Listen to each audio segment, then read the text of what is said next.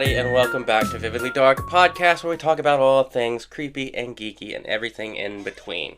With me, as always, is my wonderful and beautiful co-host, Stitch, and that's Zoe.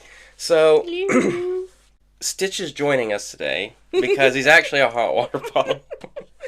And featuring Stitch. Yeah, Zoe just needs him on her tummy, that's all. So, yeah, there's that. That's out of the way.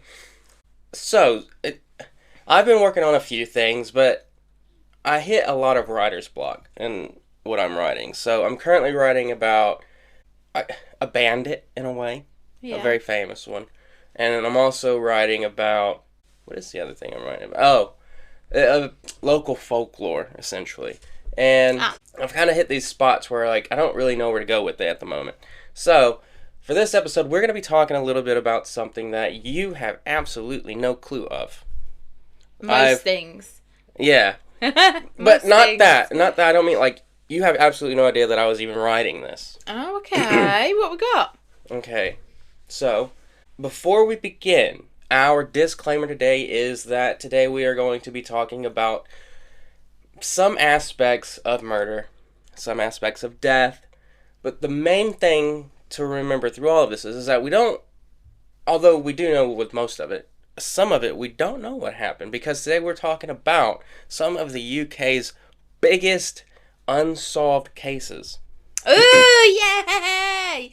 Is this because I said something? No, I've been writing this for the past couple days. I really want to look at some, cold cases or stuff that hasn't been solved. Maybe we can try and figure it out. Well, you said that to me yesterday.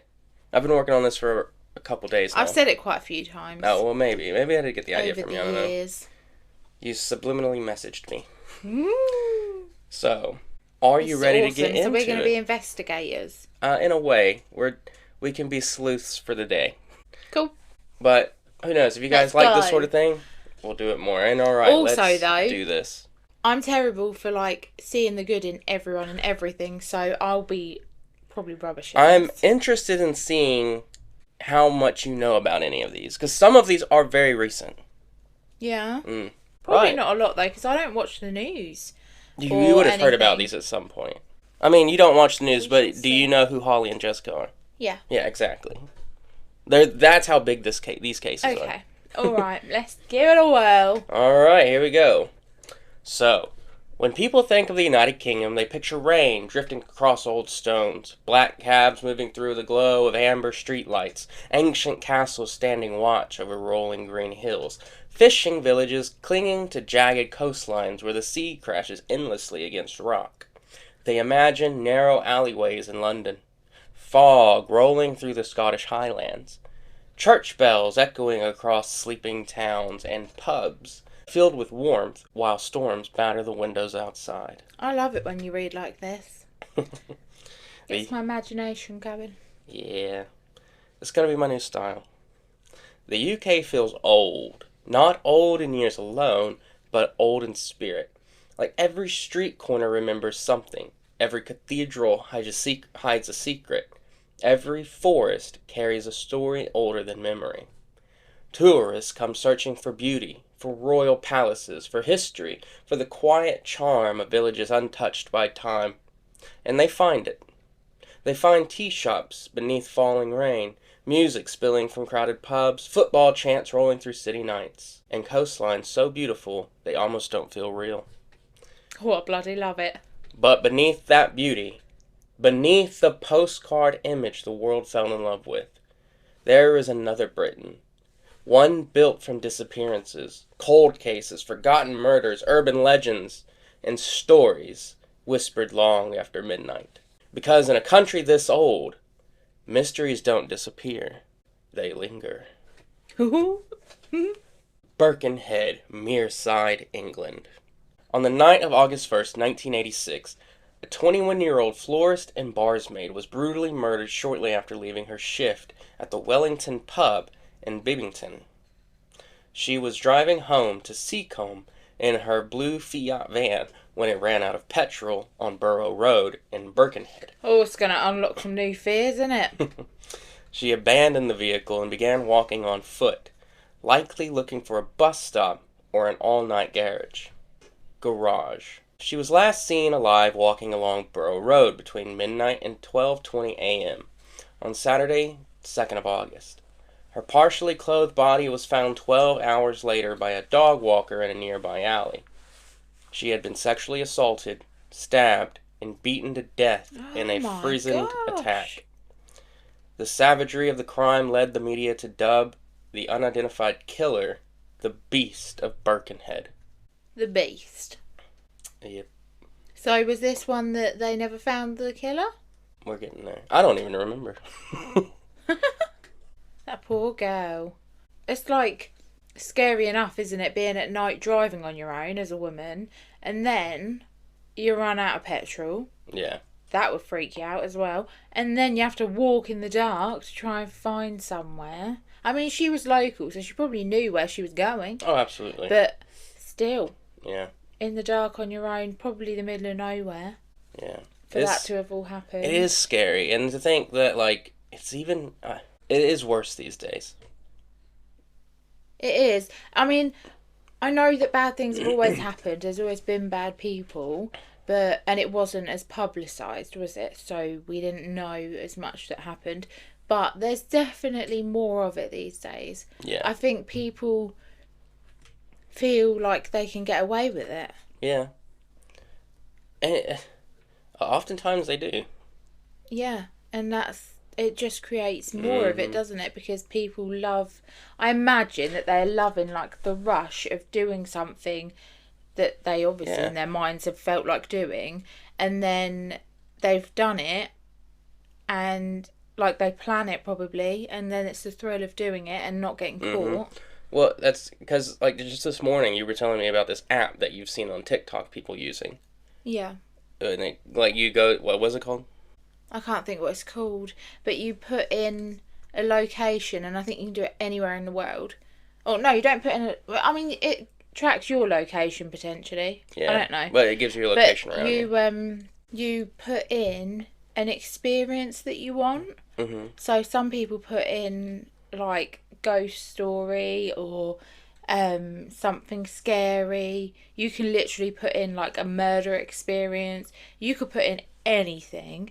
All I've seen is bad ones, obviously. I think there's good, you can put in good stuff too, but all I've seen is bad ones. And every time this app sends them to like the middle of nowhere, the edge of a forest, a road. There was one I saw, it was a road that apparently didn't exist normally, but it was there. And like the other side of town from where they live.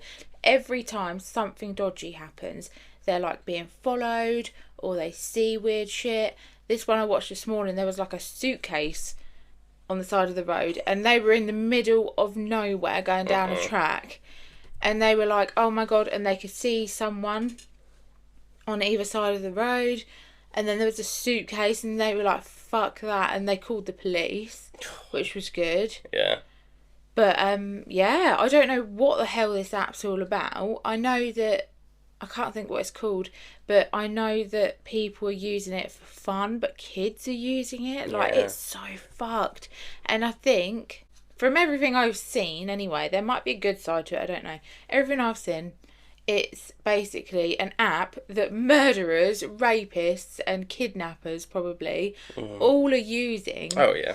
See, that's to create these apparent experiences, but actually it's not an experience. It's going to happen to you if you do dumb shit, isn't it? Yeah. But that's just the thing, because everyone's so wrapped up in technology these days. When they see stuff like that, especially on, like, social media, they're going to be like, oh, that's cool. I got to try that, too. And then they'll do it. And then I think that it was kids that sort of started using it. Parents, y'all got to... I don't know. I'm not going to say anything, because my kids our kids use phones and stuff, but... Well, yeah, you never know. You really got to pay attention to what the hell they're using. Yeah. It's scary. It's a very scary world out there these days. Because, I mean, even things like, I'm going to go off on one now. Even things like Roblox, like, they're basically saying that it's created for predators to access children. Yeah. Because they then, once it's reported, nothing gets done about it. Yeah. There was a video that I think I shared with you that this kid was playing Roblox, and an adult was playing with him, and he invited the adult over to like meet his mom because Yes. his mom was saying. Granted, Yeah. that was a skit and that was set up. That wasn't real, but still, I'm sure that happens. It happens. And like, it's just really scary world we're living in. Mm-hmm. Kids have access to so much more, even when they think it's innocent. Yeah. And the parents think it's innocent. This is another thing. Predators can just find ways through it. Yeah, and this is another thing. Because when we confront them about certain things, because we do confront our kids about, like, oh, why are you doing this? Why are you on that? Why are you posting this? Why are you talking like this to these people? Or you need to watch who you're talking. They're like, well, it's really not that bad. Like, yeah, the fuck it is. Yeah, but if you remember when you were a kid, like, you don't see the danger in things like you do as an adult. We lived in two separate worlds right there.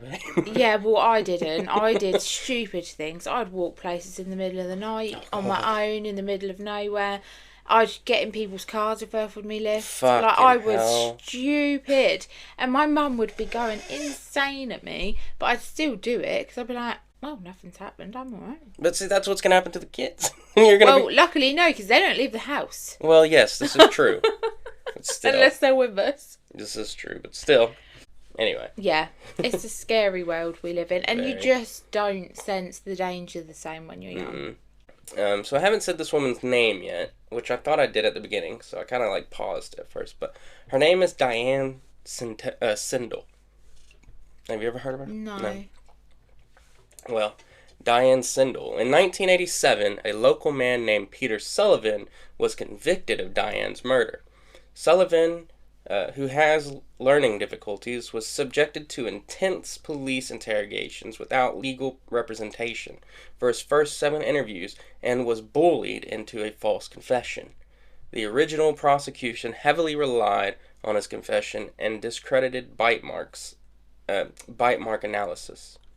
Sullivan, what? Yeah. So they had bite mark analysis done, well, and they ignored it because she was sexually assaulted. They would have had DNA. Yeah, but they ignored it because he claimed that he did it, even though he was bullied into it. Yeah. Well, that's what police do sometimes. Fucked up. I would never talk bad about the police, but yes, there are very corrupt individuals in there, and they just want to close a case. We know that. Yeah, and they do want to just close a case, and they will coerce somebody into confessing, into falsely confessing, and it's so fucked. But anyway, Sullivan steadfastly maintained his innocence, even though refusing to admit guilt meant he was repeatedly denied parole. On 13th May 2025, after serving 38 years in Category A prisons, his conviction was officially quashed by the Court of Appeal. What? Yeah. So he served 38 years and you're about to tell us that he didn't do it? Advanced testing on preserved semen samples recovered from the scene revealed a full DNA profile belonging to an unknown male. But they would have known that then. Not necessarily. 1987, they wouldn't have had the technology. So how did that they we have still now. have the sperm? They would have been able to test that, yes, she was sexually assaulted. By the way, this completely ruled out Sullivan. So they would have been able to test her and see that there was semen, but they would not have been able to test the semen for DNA.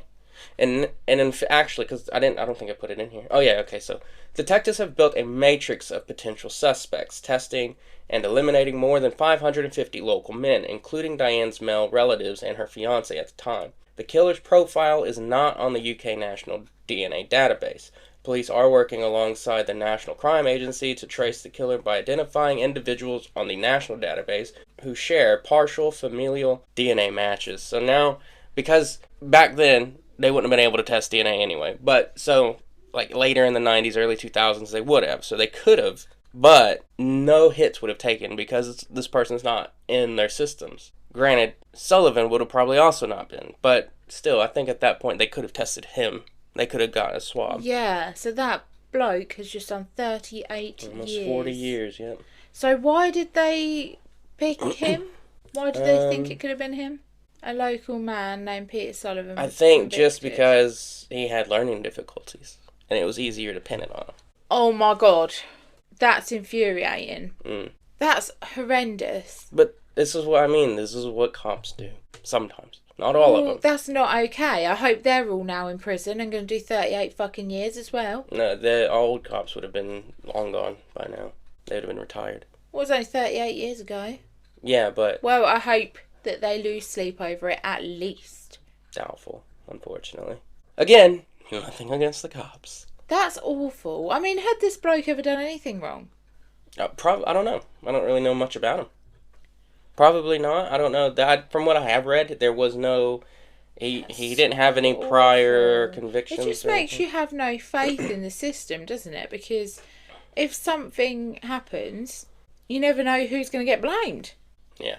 And they will make sure that you're blamed, even if you're not obviously and the thing is, babe, involved. That is not the first time the police have ever pinned something on someone with learning difficulties. It happens a lot more than you'd like to think. That's so scary. It's because they want to close the case. They need a confession, and they're the easiest to target. It's like... But it's wrong. Yeah, and the police are meant to work for the right of the communities, aren't they? Yeah, but it is one of those double-edged swords, because... We also literally pay for them with our taxes. Yeah, I know. To suddenly become a victim of their lies, just so they can get a job done. Oh, this made me really angry. It happens in a lot of different ways as well. The sexual violence charity Rasa Merseyside, founded in Diane's memory, revealed that several residents on tight-knit Birkenhead estates knew the real killer's identity in 1986, but withheld it out of fear of violent repercussions. What? So even worse, the year that it sexual happened, violence charity knew who it was? No, they didn't. Residents of the neighborhood did. Residents in the neighborhood of what? Of Merseyside, of Birkenhead. What, where it happened? They knew who did it. But no one ever confessed to who it was. Shame on you. You'll never see this probably, but shame on you. But if you do see this, fuck you. Earlier this year, Crime Stoppers issued a £20,000 reward for information leading to an arrest. Diane's family broke their silence to issue their first public appeal during a feature on BBC's Crime Watch Live, pleading for anyone with decades-old suspicions to break their silence. So that's another thing. These people supposedly have known who this person is, yet they have still yet to come forward. Why though? Because it could be one of those families that, like, everyone's like, we don't. Like, you'll get killed. You know what I'm talking about. Yeah, but still. Okay, so... Yeah, no, I do get it, but... it's just so messed up, isn't it? Alright, so that is the case of Diane Sindel. At the end of all this, and within the description below, I'm going to put, basically through all of this, if you have any information or whatever, you want to contact either the local police of the area or Crime Stoppers. Particularly, you would want to call Crime Stoppers. Or you can even go to their website and do it anonymously. But if you did that, you wouldn't get the award. Not that that matters, but still. Sorry, but money is motive for some people. Money? Money is motive. He means money. I do. Glasgow, Scotland. Between 1968 and 1969, 3 young women, Patricia Docker, Jemima MacDonald, and Helen Potok, were murdered just outside of their homes. Each woman had spent the evening at the Barrowland Ballroom before being beaten, sexually assaulted, and strangled to death. Besides the ballroom, the 3 women also had a couple things in common. Each were young brunette mothers, and also, perhaps a more strange fact than the rest, is that each were menstruating at the times of their deaths. What? Did you say that all happened at the same time? Is a span of span over a year, 3 women. Oh, okay. I thought you said like all 3 of them were out together and then that happened. Mm-mm. I was like, what is the chances? 3 separate things. 3 separate events. That's really odd if that was planned when they're menstruating. Yeah, it could have just been a coincidence though. But well, because how would someone know that? Stalkers. Do you know, I just had an awful thought. Doctors. But how would they know? Because not in these times. It could have been just people that came in because they were having trouble with their periods or because they were trying to get pregnant. so the doctor would have known when they would expect it. There's all kinds of situations that someone could have been working in and then known that about different people. True. Patricia Charlotte Wilson Docker was 25. Circumstances of her death were that she was an auxiliary nurse and mother of one. She was estranged from her husband. Her naked body was found on the 23rd of February in a lane in Langside, just yards from her home. Jemima Ramsey Gibson MacDonald. Circumstances of her death were that she was a single mother of 3. She was known to friends as Mima. Her body was discovered in a derelict tenement building in McKeith Street, Bridgeton, 3 days after she went missing. And Helen Gowans Patak, 29, Jemima was 31, by the way, if I didn't say that. Helen Gowans Patak, 29. Circumstances of her death are that she was a mother of 2. She was found dead in the back garden of her flat in Scotstoun. Helen's murder provided the moniker Bible John because her sister, Jean Langford, shared a taxi with Helen and the suspect, who quoted scripture and called himself John. What? So that one, they knew who it was? Potentially. Is a suspect. Doesn't mean he is... Oh, okay. The fact that all 3 victims were menstruating at the time of their deaths led criminologists to theorize that the killer was enraged by their rejection of his sexual advances. What, so... Were they all on their way home from something? Yeah, they had all gone out. They'd all been out. Separate events to this place called the Barrowland Ballroom. Oh, so they'd all been to the same place? Yes, on different nights. Yes. Oh, so it was someone there then? Yeah, watching them. Oh, that's so creepy. It's giving me goosebumps. Contemporary police notes and media coverage heavily judged the victims for their lifestyle choices, framing them as promiscuous. You are joking. No, or fond of a good time. What is that? Why can they say, oh, that woman got murdered because she was provocative, she wore a short skirt or a low top?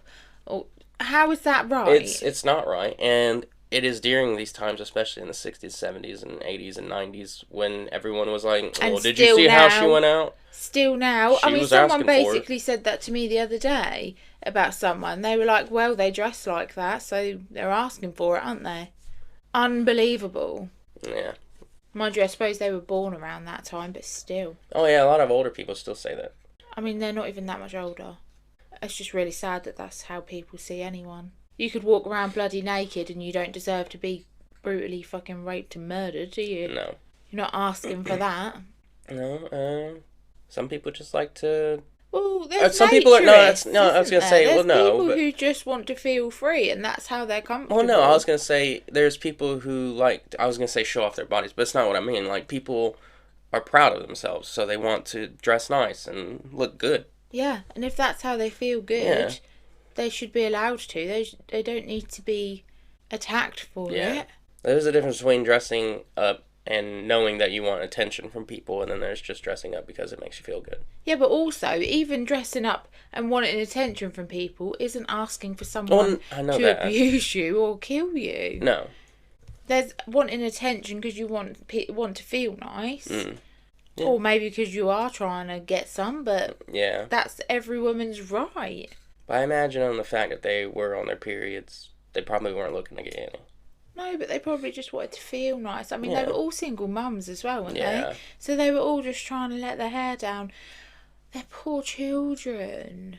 I don't know if Helen was single. It doesn't say. I think there's one that I wasn't sure about, but 2 of them were single mums. One had an estranged husband, and then the other one was definitely single.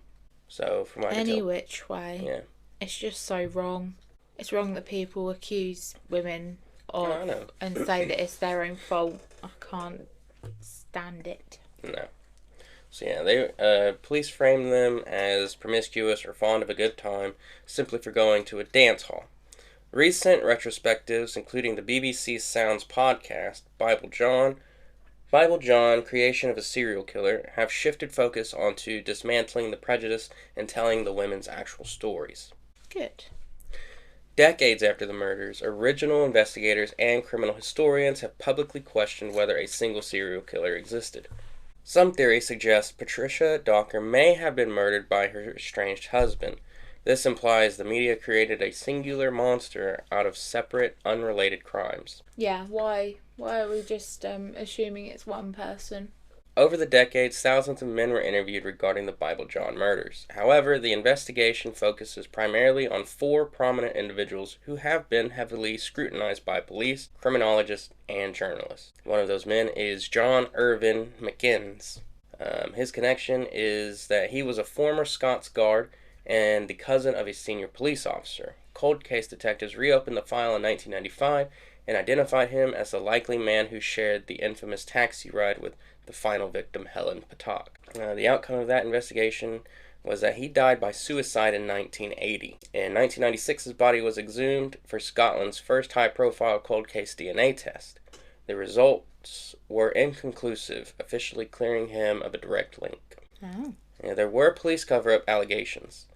A 2022 BBC News report revealed allegations that original senior police officers purposefully kept McKinn's name out of the official records to protect his family connection, despite having enough evidence to warrant an arrest if he were alive. But he wasn't guilty of it because it was inconclusive, yeah? Yeah. So it couldn't have been him? It's just not enough to test. Right. So it could have been, we just don't know. We'll never know. So the next guy is Peter Tobin. The connection is that Tobin was a convicted Scottish serial killer and rapist who murdered young women in the late 1980s and 2000s. Criminologists, including Professor David Wilson, strongly argued that Tobin was Bible John. He lived in Glasgow in the late 1960s, frequented the Barrowland Ballroom, closely mirrored the 1969 photo fit, and abruptly left the city of Brighton right after the final murder. The outcome of that investigation was that there was something called Operation Anagram, a massive police task force set up to track Tobin's timeline. Officially eliminated him. Former lead detective Superintendent David Swindle stated that no forensic or definitive evidence linked Tobin to the 1960s crime scenes. Tobin died in prison in 2022, denying any involvement. I guess if he was doing life in prison for other ones, why would he not confess? Yeah. That is usually the case. And a lot of people are always like, oh, they're criminals, they're liars. But they're already doing life and they know they're not getting out. So a lot of times, life sentenced individuals will just confess to everything.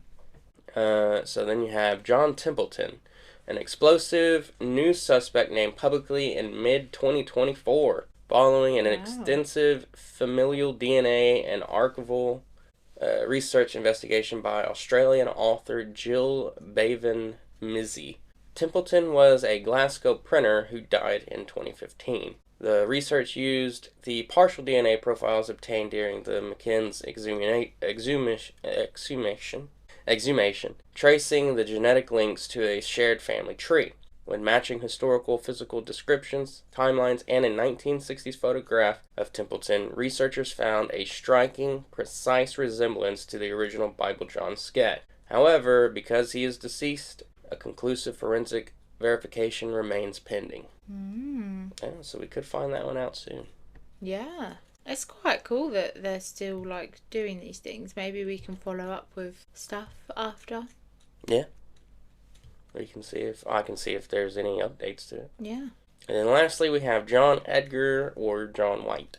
This was an early alias suspect identified by junior detective Les Brown during the initial 1969 manhunt. Brown publicly stated that the senior management dismissed this highly viable suspect early on because the man did not possess the specific overlapping, crooked front teeth mentioned by the key taxi witness, Gene Langford. Brown argued this narrow focus caused detectives to lose a prime lead. So, the witness in the taxi was the last victim's sister. But does she definitely know that that's who did it? No. Couldn't she have got out the taxi and it was someone else? But then they came from the same place, didn't they? Yeah. Yes, that's pretty likely that was Yeah. the person. Most likely. But, again, we don't know. Number 3. Fulham, West London. A young estate agent, 25-year-old Susie Lamplough, vanished from Fulham on the 28th of July, 1986. Her disappearance resulted in one of the UK's most famous unsolved missing person investigations. She was officially declared dead, presumed murdered, in 1994, though her body has never been recovered. Lamplough left her office, Sturgis Estate Agency, for a 12:45 p.m. property viewing at 37 Sherolds Road. She was due to meet someone by the name of Mr. Kipper, according to her diary. Just before her disappearance, eyewitnesses reported seeing Susie waiting outside of the property and then later arguing with a well-groomed man. Her white Ford Fiesta was found later that day on Stevenage Road, Fulham, with the doors unlocked and her purse left outside. In 2002, a man by the name of John Cannon was named the official prime suspect of the case. Cannon is a convicted murderer and rapist who used the alias of Kemper in prison and closely resembled the police composite drawings given by witnesses. Damn. The Crown Prosecution Service ruled there was insufficient evidence to charge him. Police even excavated his mother's former garden in 2018, but found nothing. Cannon later died in prison in November 2024, while serving a life sentence for the murder of Shirley Banks, maintaining his innocence regarding Lamplough until his death. The Metropolitan Police confirmed the case remains open. So they've never found her? Mm-mm. It's so sad, isn't it? Yeah. Those are the worst ones when the family never get closure. Ones. Yeah, because they're always going to wonder where she is. Yeah. That's really sad. Yeah. But definitely sounds like it was probably him. And if he was only actually in prison for one murder and kept saying he was innocent, he might have always had a hope that he was going to get out so he wouldn't confess to any others. Maybe. We don't know. Other suspects include Steve Wright. You know who that is? Okay. The convicted Ipswich Ripper. He worked as a steward on the ocean liner Queen Elizabeth II. At the exact time, Lamplough was a beautician on the ship in 1982. Wright was reportedly in London on the day she disappeared. Also, convicted kidnapper and murderer Michael Sams was investigated due to his distinct modus operandi. In 1992, he kidnapped Birmingham estate agent Stephanie Slater after arranging a fake property viewing. However, no concrete link to Lamplough was ever established. He'd kidnapped her? Mm-hmm. What, previously before this happened? Yeah, a different person, yeah. Why was she still doing that job? What? No. He kidnapped a person by the name of Stephanie Slater. Oh, someone different. Okay, I was going to say, she is brave, still carrying on doing something like that, if that had happened. Yeah, no, it wasn't her. Completely different person. There's a lot of names, I can't remember all the names. The Susie Lamplough Trust continues to shape UK safety legislations and victim support, as well as the London Stalking Support Service. Taxi and minicab licensing reforms also were created in light of these homicides, requiring the national minimum safety standards for taxi and private hire vehicle driving licensing. Officially integrated into law via the English Devolution Bill. So, I guess some good came out of that, but still. Yeah. Alright, we are staying in the same place. Fulham, West London, April 26th, 1999. 37-year-old Jill Dondo, a nationally beloved television presenter for the BBC who co-hosted the high-profile crime appeal show Crime Watch, was killed in broad daylight by a single bullet to her left temple on her doorstep at 29 Gowan Avenue. A timeline of known events states that at 10 a.m. British Standard Time, Dando left the Chiswick home of her fiancé, Dr. Alan Farthing. At 11:32 a.m., she arrived alone by car at her home in Fulham to collect fax contract documents. As she went to put her keys in the lock, she was grabbed from behind, forced to the ground, and shot once in the head at point-blank range with a 9mm semi-automatic pistol. What the hell? At 11:47, neighbors discovered her lifeless body outside the front door and alerted emergency services. And finally, at 1:03 p.m., following resuscitation efforts by paramedics, she was officially pronounced dead on arrival at Charing Cross Hospital. Oh, that's awful. Mm-hmm. Why would they just come up, shove her on the floor and shoot her in the back of the head? From what that sounds like, that is an execution-style killing. Yeah. So somebody had it out for her. That's really weird. What was her job? She was a BBC journalist. Oh, so she had quite a... Yeah, she probably had a lot of haters out there. Yeah. Mm. Oh, that's awful. Do you know what? This sort of thing just puts you off doing anything, doesn't it? Yep, just stay inside forever. Yeah. In May 2000, police arrested a local man named Barry George, who lived near Dando's home. Described as a gun-obsessed fantasist with a history of stalking behavior, George was convicted of her murder in July 2001. However, his legal team mounted a relentless campaign challenging the forensic evidence. In 2007, the Court of Appeal quashed the verdict after determining that a microscopic speck of gunshot residue found on his coat was statistically unreliable. At a retrial in August 2008, George was unanimously acquitted and released after serving 8 years in prison. Why was he, though? Because they had found a microscopic speck of gunshot residue, on his sleeve. Yeah. If you shoot someone... How does that acquit him? Because it's not something that you can fully rely on. If he's a gun fanatic, he's gonna have gun residue on his clothes. For that specific thing, like alone, she was shot at close range, obviously, so he'd have more on him. More than a gunshot, a microscopic speck of it. You could have just said that. Yeah. He would have more gunshot residue. No, he would have blood on him. And blood. Because the killing was executed with clinical precision, a wide variety of motives have been thoroughly scrutinized by investigators. Serbian hitman Dando had recently presented a high-profile BBC-fronted appeal for Kosovan Albanian refugees. Just days before her death, NATO forces had bombed a state television building in Belgrade. This generated a theory that a Serbian assassin executed her in retaliation. How is that retaliation, though? Just to shoot one poor woman in the back of the head? She presented the appeal. Oh. You have a face, a name. Yeah. Bam. Crime Watch retaliation. Due to her work on Crime Watch, it was heavily theorized that an underworld criminal network or a specific convict targeted her to send a warning to the justice system. There's also the theory of the obsessed stalker. Some behavioral profilers argued that a classic lone stalker with an erratic personality disorder targeted Dando out of a personal obsession. There's also... I mean, that is quite likely, because she was on TV every day. Oh, yeah. But... And maybe why would they shoot her and kill her like that? If they were a fanatic, they would have wanted to see her. Yeah, and but they spend could have been an obsessive type, meaning, or a stalker kind as well, obsessed stalker. Like that they hated her or something. No, they would have been just too over the top with it all. Like, yeah, but you would have been like so excited to meet her if you were. Yeah, but then like because you're over the top obsessed with her, like. You're going to want... So if she rejected you in any sort of way, you're going to get extremely irate. Another theory is internal whistleblowing.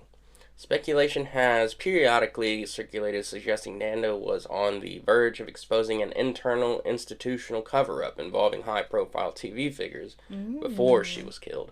Which is very I would likely. say that one is more likely. The BBC is infamous for covering things up. Yep.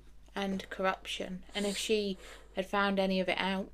The case was heavily revisited globally by the Netflix docuseries Who Killed Jill Dando. Media investigations have periodically pressured Scotland Yard to re-examine archival data, including facial recognition comparisons of unidentified men caught on local transit CCTV. However, the Metropolitan Police maintain that while they will review any definitive new leads, the active investigation remains completely stalled. So they're really at a loss on that one. Yeah. That's sad. Poor girl. Yeah. Dublin, Ireland, December 8th, 2000. 22-year-old Irish IT worker Trevor Deely vanished without a trace in Dublin in the early hours of the morning. His disappearance remains one of the most high-profile and baffling unsolved missing persons cases in modern Irish history. On the night of his disappearance, Trevor attended his workplace Christmas party for Bank of Ireland Asset Management, BIAM, at the Hilton Hotel in Dublin. He later moved on to Buck Whaley's nightclub on Leeson Street, leaving between 2:30 a.m. and 3:25 a.m. The weather was extremely wet and windy, with a citywide taxi strike underway. Trevor walked to his office at Fitzwilliam Palace to dry off, have a cup of tea with a night shift colleague, and grab a large blue umbrella. At 3:35 a.m., before Trevor entered his office, Irish police CCTV captured him having a brief conversation at the back gate on Wilton Terrace with an unknown man dressed in black. This unidentified man had been waiting outside the building for roughly 30 minutes before Trevor arrived. About half an hour later, Trevor left the office to walk home toward his apartment. For years, a second piece of CCTV footage from Haddington Road showed a man in black walking 30 seconds behind Trevor, heavily suspected of stalking him. However, cold case digital enhancements allowed detectives to identify this man and completely rule him out. He was a pedestrian who had already given a witness statement early in the case. How did it rule him out, though? Probably because he gave a witness statement and they would have looked into it all and it would have given him a alibi. Was it the same man, though, who he talked to on the way in? Yeah. Oh, I guess, actually. I don't know. I assume so. In 2017, acting on a tip, Garda, Irish police, conducted a massive 6-week excavation and search of a site in Chapelizod, Dublin, but found nothing. On the 25th anniversary of his disappearance, his family and authorities issued a renewed appeal to the public. The primary focus remains identifying the unknown man in black who spoke to Trevor outside his office gate at 3:35 a.m. So it was two different men in black. Right. Trevor was last seen wearing a mustard and brown checkered shirt, beige-gray corduroy flared trousers, and dark deck shoes. He was carrying a large dark blue umbrella with white ACC bank lettering. He has short red-brown hair with a fair complexion. Trevor is also 6 foot 1 inches tall with a slim build. So if you have any information on that, contact Crime Stoppers or the Irish police. Dublin. Hold up. I feel like I wasn't listening properly. What happened to Trevor? He's missing. So he's just missing? We don't know what's happened to him.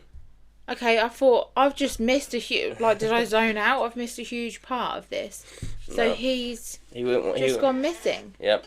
They have all this... Between walking from work... to his home. To home, which is how far? Not far. No, it doesn't really say. Wow. He just vanished. It's like that one near us, isn't it? That young boy. Corey McKeague. Yeah. But they speculate exactly where he's at. Well, they speculate, but you don't know, do you? No. This is true. That's really sad that we'll just never know. Yeah. The family and also, will never. like, why did it happen? Sutton, South London, September 10th, 1988. After going to a football match at Selhurst Park, 15-year-old Lee Boxall vanished. At first glance, it seemed like another missing teen, but his case became one of the UK's longest-running and highest-profile missing children investigations. The Metropolitan Police reopened the case under a fresh cold case review to apply modern forensic techniques to historical evidence, though investigators believe he is no longer alive. Lee left his home in Cheam? No? Yeah. Lee left his home in Cheam and spent the morning with a friend. The last confirmed sighting of him was at 2:20 p.m. on Sutton High Street. Lee told his parents he might go watch a Crystal Palace football match, but he never arrived. Years later, investigators uncovered deeply disturbing allegations tied to a local youth club. Investigators discovered that Lee frequented an unofficial youth club known as The Shed at St. Dunstan's Church in Cheam. The churchyard and shed were later exposed as hubs for a local pedophile ring. Oh my God. Active in the late 1980s. The club's operator, William Lambert, was jailed for 11 years in 2011 for historical child abuse. Detectives believe Lee did not suffer abuse himself, but may have attempted to intervene or witness child abuse at the shed. How would we know if he had suffered any abuse himself? We don't. There's just speculation, leading him to being There's a silenced. Lot of speculation, isn't there, with these That's all you things? can do when you can't find anybody. but is leading to him. All that speculation led to him being silenced and murdered. At the time of his disappearance, he was 5'6" to either 5'8", with a slim to medium build, gray eyes, and light brown hair. He was wearing a distinctive white Flintstones t-shirt, black jeans, and brown suede shoes. It's just really sad, isn't it? It's 15. Mm-hmm. In 2000, and they definitely had something to do with it at that youth club. Most likely. In 2014, 4 people were arrested on suspicion of murder and conspiracy to prevent justice, but no one was charged. A massive forensic archaeological dig utilizing ground radar was conducted at St. Dunstan's churchyard, but no body was ever recovered. Lee's parents, Peter and Christine Boxell, have kept his bedroom completely untouched since 1988 and refused to move houses in case he returns. They have worked closely with the Missing People charity for decades to keep the case in the public eye. His disappearance has been heavily documented across true crime media, including Channel 5's Missing or Murdered, the Missing podcast, and an extensive investigation on the detective podcast by Mark Williams Thomas. A £20,000 reward remains active for any information leading to the discovery of his whereabouts. Oh, that's so sad. It's been a long time now. Mm-hmm. What was it? When did he go missing? 1988, yeah. Oh, that poor family. I know. Near in Scotland, 28th November 2004. A 30-year-old Bank of Scotland business manager, Alistair Wilson, was shot dead on his doorstep. Known as one of the UK's most perplexing unsolved crimes, the doorstep murder occurred while Wilson and his wife were preparing their 2 young sons for bed. A stocky male attacker knocked on the door, asked for Wilson by name, and handed him an empty blue envelope with the name Paul written on it. After briefly stepping inside to show his wife, Wilson returned to the door, where he was fatally shot 3 times. The envelope was never recovered. The police believe the killer took it back after the shooting. Criminologists and investigators have several theories regarding its purpose. High-profile criminologists suggest the envelope was a targeted hitman's tool to safely verify Wilson's identity before executing him. Could have been. Could have been. By asking for him by name and handing over the object, the killer forced Wilson to look at it, confirming he had the right person. Also, the envelope may have acted as a tactical distraction. It kept Wilson on the doorstep or sent him back inside to talk to his wife, creating a confusing scenario that prevented him from reacting aggressively or running away. Investigative focus remains heavily on the name Paul. Experts believe Paul could be a pseudonym, a project code, or a specific threat meant to send a broader message to others within the local area. Because neither Wilson nor his wife recognized the name Paul, a major theory is that the killer was looking for a completely different Alistair Wilson, who had offended someone by that name. Damn. So his potential was not, he was even the wrong person.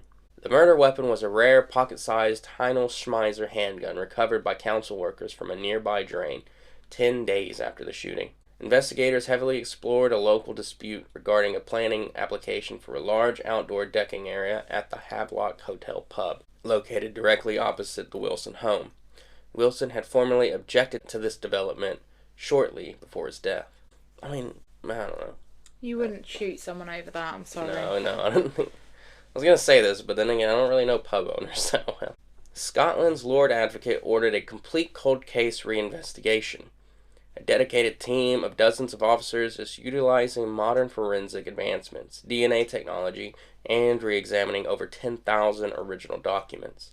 The Wilson family has publicly expressed their complete loss of confidence in Police Scotland.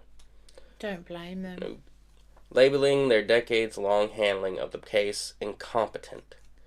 This strain led First Minister John Swiney to step in and personally meet with the family.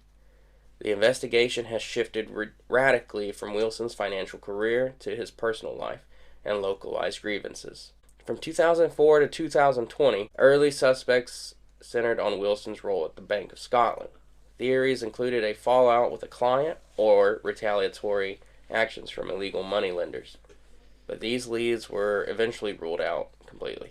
In May 2023, in a high controversial turn, Police Scotland was prepared to arrest a prime suspect, widely reported to be a disgruntled former customer of the Havelock Hotel. However, the arrest was abruptly called off just 4 days prior by senior commanders on the Crown and the Crown Office, triggering the Wilson family's public breakdown of trust with the police. Following the halted arrest and intense family backlash, the Lord Advocate ordered a total top-to-bottom reinvestigation using an entirely new team of detectives. Good. A specialized online portal, the Major Investigation Public Porter, or MIP, was launched to accept anonymous tips regarding the weapon, the name Paul, or the hotel dispute. So that's still ongoing as well. They're really leaning towards this hotel dispute. But yeah, but you murder someone over not being able to build a deck. Exactly, and then it would just look obvious, wouldn't it, in a way, and then they're going to think that that's... So that's why they're pinning it, or trying to pin it on them, because it's the most obvious thing. Yeah. But it's not usually the case, is it? No. Glasgow, Scotland, June 2nd, 1986. We're going to end on a sad but good note. Sad but good. 16-year-old Scottish teenager Elaine Doyle was murdered in Greenock in 1986. A case that remained unsolved for over 25 years until cold case DNA technology identified her killer. It's so much sadder when they're so young. Elaine was walking home from a disco at the Celtic Supporters Club in central Greenock. Her naked body was found in a lane off Ardgowan Street, only yards from her home. She was strangled with a ligature and sexually assaulted. The initial investigation failed to identify the killer, although police suspected the killer was a local or had good knowledge of the area. In 2012, John Docherty, a former soldier and one of hundreds of potential suspects, was arrested after his DNA was matched to samples taken from Elaine's body using improved forensic techniques. In June 2014, Docherty was found guilty of murder by a majority verdict at the High Court in Edinburgh. He was sentenced to life imprisonment with a minimum term of 21 years. In May 2016, Docherty lost an appeal against his conviction and sentence. The case was noted as one of Scotland's longest unsolved murder cases, and its resolution brought a long-sought end to the investigation for the Doyle family. This case was technically solved decades later through DNA breakthroughs, but people still debate aspects of it because of how long it took. Yeah. Well, you can get that, can't you? But it was more advanced then, so you can't really doubt it, can you? Yeah. And with that is 8 of the UK's most renowned, well, 7 technically, renowned unsolved cases. They're still cold to this day. Wow. And then obviously the last one was solved. But are they all still open? Mm-hmm. And actively investigated? Yeah. So the majority of them are not actively being looked into. Oh. But if you have information, they will look into it. Yeah. Yeah. It's difficult, isn't it? Like, how do you decide how long you look into something as well before you stop? Cold cases will go as far as DNA will last. Yeah, but realistically, that'll be forever now. DNA. They still take DNA samples from bodies like the Egyptians in the pyramids. You can get a DNA sample from thousands bone. of year old. Yeah, you can get DNA sample from That's what bone. I mean. So for forever. Yeah. So there you go. But how long do they keep investigating? Do they go long enough? I know it's getting way more advanced now, isn't it? So yeah. Well, I know in the States, like they're more thorough at least. Yeah. It's not so much that they're more thorough, it's just the advancement of technology. And because, like, in America, I don't know if I'm pretty sure it started there. They started doing that DNA thing where they take familial DNA, meaning they take DNA from, like, a cousin. Yeah. Or, like, so basically what they'll do is they'll take DNA that they found, match it to a family, because people start using, that 23andMe and all those other DNA things where you can try and find, like, your ancestry. Yeah. And their name gets put into a database. So they can use that information because it is public information. They're allowed to use it. And they'll be able to locate family of this person, of the killer, or whoever. And then they can break it down from there. They can be like, okay, so we have DNA, but we know it was someone in your family. Yeah, because there's so much percentage of it on your side, we know it's a cousin. Or because there's a large percentage of it, we know it's your brother. Yeah. Or your father. It's so clever, isn't it, what they've made now? Have you ever heard a court case where they do it? No. So when they say it, they're like, the DNA profile matches 1/quintillionth of a match. Yeah. And it's so, like, it's crazy how accurate it is. Yeah. Yeah. Well, it's computers for you, isn't it? They do wonderful things and terrible things. Yeah. Technology is good and also very bad. Also. Yeah, but it's good when it's used in ways like this because it can make such a difference. But it's just such a shame that these people are all still either missing or their bodies are missing or, unsolved. It's just really sad for the families. Well, the thing with the missing ones are, those may never get solved because they're missing. They're not, like, unless a body is found, there's not anything they can do. Yeah. I know it sucks for the families because they will push, be like, well, we need to, but all we're going to do is hand it to another cold case investigator. And they're going to do the exact same thing we've done, and they're going to probably get to the same result. Just as sad, in a way, in some cases, the person will have just gone, yeah. Yeah, and, like, we will never know why they did that either, but some people have just seen an opportunity where no one's really, they think no one's really paying attention and they've actually just gone. Yeah. Not to say any of these people have. I mean, a lot of these people were on their way home. Yeah. Weren't they? Oh, it's just so sad. There's so many young people as well. Yeah, a lot they of were young all people. Like either teens or like early 20s. I don't think we broke the age of 30. No. I think there was one 31-year-old, but yeah. I think that's it. 30-year-old. No, one of the ladies from Scotland was 31. Yeah. Or 32. Oh, it's just awful, isn't it? Yeah. I just don't know how anyone's got it in them, how any human who's meant to have emotions and feelings can take someone's life. And a lot of them, an awful lot of them, were sexually assaulted as well. Yep. It's just unbelievable, isn't it? Like, you pay someone for that, not to murder them, but, there's other ways you can have sex with people without assaulting people, is what I'm saying. Why is it always... Because for some that's people... done? And, like, do they then kill them because they don't want people to know, or because the guilt, or... No.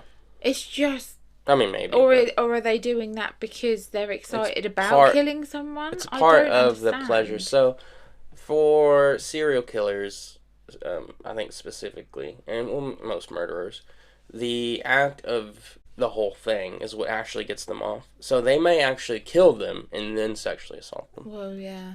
But yeah, it's a whole part of the fantasy. It's so messed up, and it's really, really scary how many people in the world are like it. Yeah, I have thought about getting into the psychology of a murderer, but like it's just all theory. I feel like it would just. I'm so fascinated to know what the hell can make someone be evil, but I wouldn't want to know. Yeah. I don't think. I think it'll mess me up. There was a study. It was like 60% or 70% of all murder is sexually motivated. That's what I'm saying. Like, I know that we've only gone through 8 today, but a lot of them were. Mm-hmm. Even the young boy, like, he was going to some paedophile ring that apparently wasn't one anymore, but it probably was. I don't think he knew it was a pedophile ring. Well, of course he didn't. But that's what it was. Yeah. And that one could have been... So that could have been a murder of necessity for the killer. Now, obviously, it didn't need to happen, but for the killer, it would have been a necessity. Like, oh, he saw something, I gotta take care of that. But he is missing, isn't he? Yes. And likely presumed to be dead. Just because 15-year-olds... But maybe he saw something awful and he panicked and he ran away. The thing is, though, with 15-year-old teenagers specifically, they don't go away for a long time. They will come back. Yeah. It's been over 20 years now. God, it's 30 crazy, years. Isn't it? Yeah. How does the family move on from something like that? Do they ever move on from something like that? Not likely. I don't think that kid's parents did, unfortunately. No, they won't move. They kept his room exactly the same. Oh, I just can't imagine. And that tends to happen a lot. It's making me want to cry. Yeah, there is a Netflix documentary. I can't remember what it's called, but it is basically the grieving stages of people going through similar things. So, like, there was some unsolved cases on there, and there was also some of their children being murdered. And they literally, like, they left their room exactly how they left it. They don't touch anything. Yeah. They don't wash their clothes, because some moms like to go in there and, like, smell the clothes to remember their smell. It's just wrong, isn't it? You should never, ever lose your children. No. Yeah. Oh, the 37 was the oldest we had. Yeah. Still all so young. Yeah, still, I mean, yeah, 37's very young. You still got half your life to go. Anyway, we're going to have to wrap this up because I feel like I'm going to cry. Alright. So, if you have any information on any of the cases that we've talked about, we would urge you to reach out to Crime Stoppers. They are the big worldwide network of people that you would go to for this sort of thing. You can reach out to them completely anonymously if you have any information, but also, for the most part, if you don't reach out to them or feel like you need to go to the police, just go to the local authorities of wherever these people were at. So if you go to Scotland, you go to the police Scotland, Ireland, Irish police, England, just the local police. But yeah, we'll probably put something in the description below. But yeah, for now, I think that's going to wrap this one. Not one that's going to be enjoyed, but I think, honestly, I would like to do more things like this because it's so important to get these stories back out there. Yeah, it's very important circulating because somebody at some time will know something. And it's just a matter of hearing it again and being like, okay, maybe I should speak up. So, yeah. With that, we are going to end that here, and we will see you again next week, everybody. See you next time. Bye. See you next time. Bye. That was abrupt. Bye. Bye.